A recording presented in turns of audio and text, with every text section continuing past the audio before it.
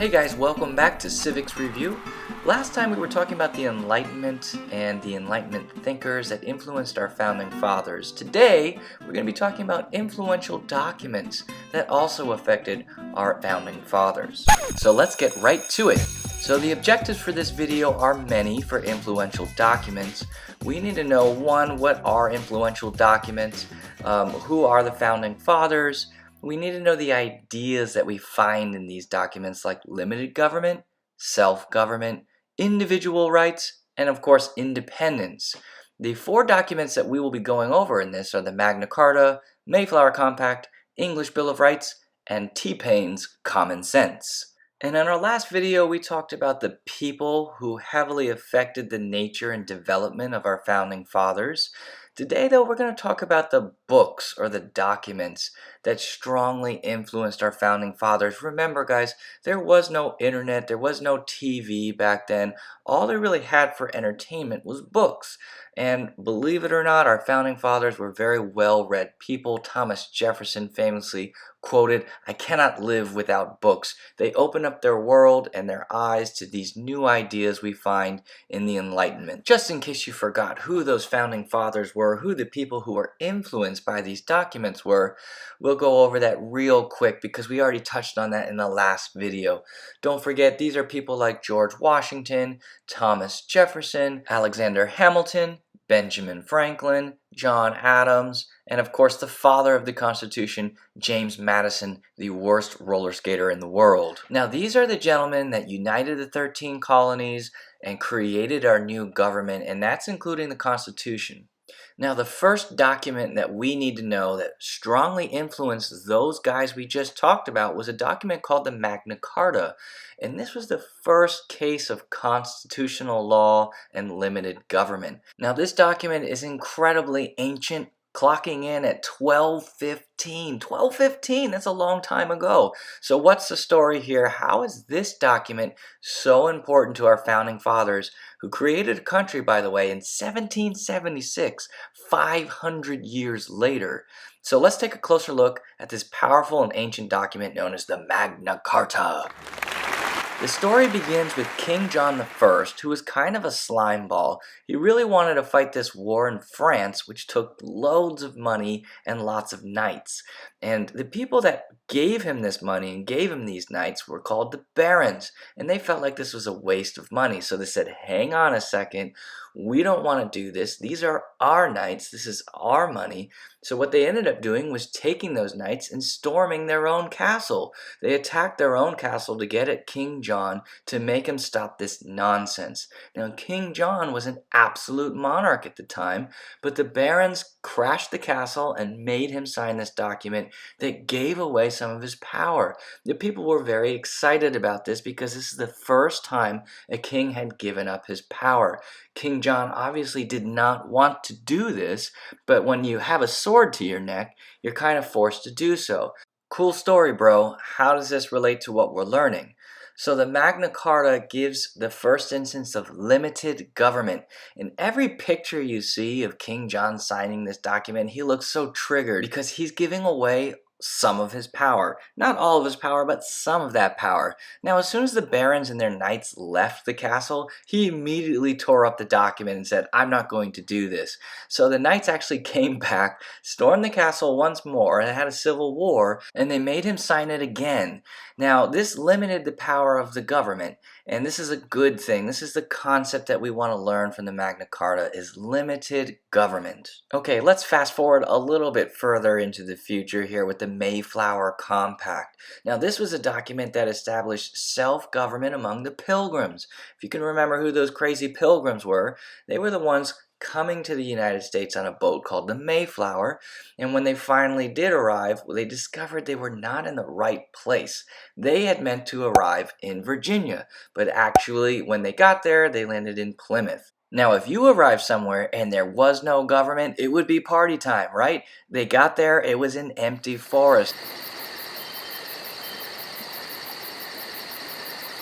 There was no stores, there was no government, there was no police force, there was nothing.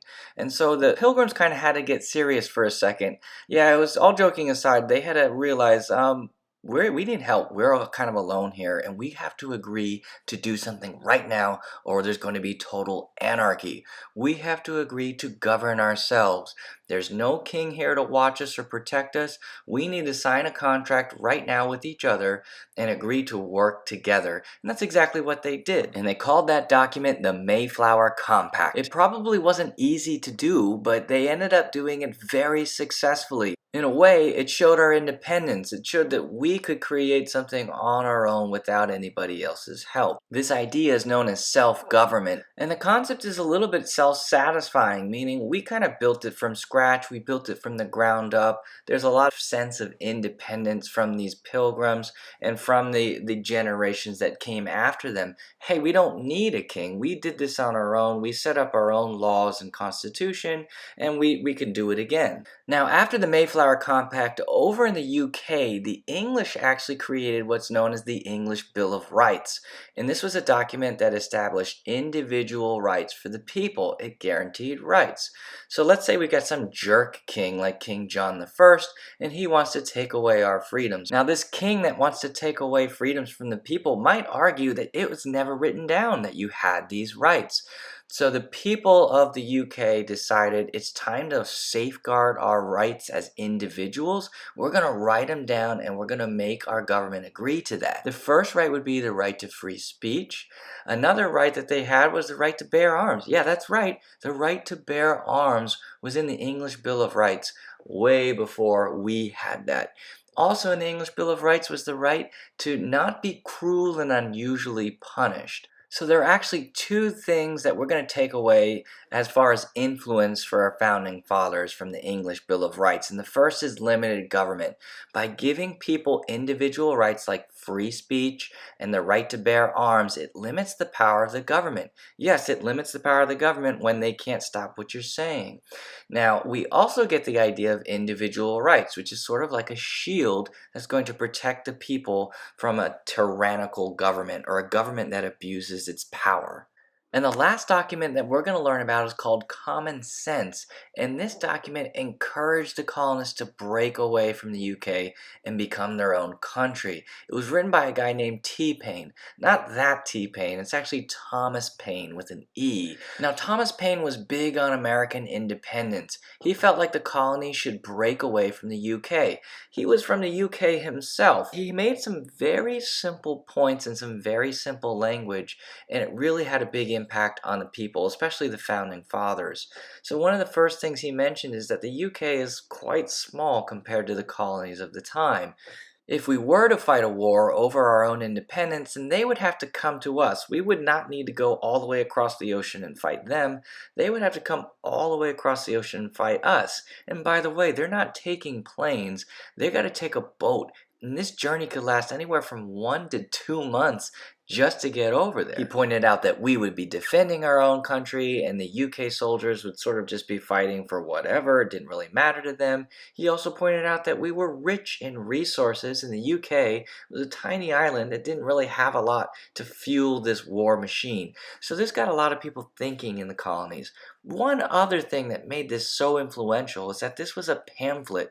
It was made very cheaply and it was distributed very widely. Anybody could get their hands on this pamphlet because it was cheap and very available, and so it really influenced a lot of people that, hey, we should break away from the UK. So the big takeaway from Common Sense, the influence it had on the founding fathers, was independence. It really convinced a lot of people. It swayed the tide. Remember, not everybody wanted to break away from the UK. Some of them were scared, but it really helped influence the American people that, hey, we can do this. We can break away. Alright, and a review question or two. Which documents influenced the Founding Fathers to create a government with limited power?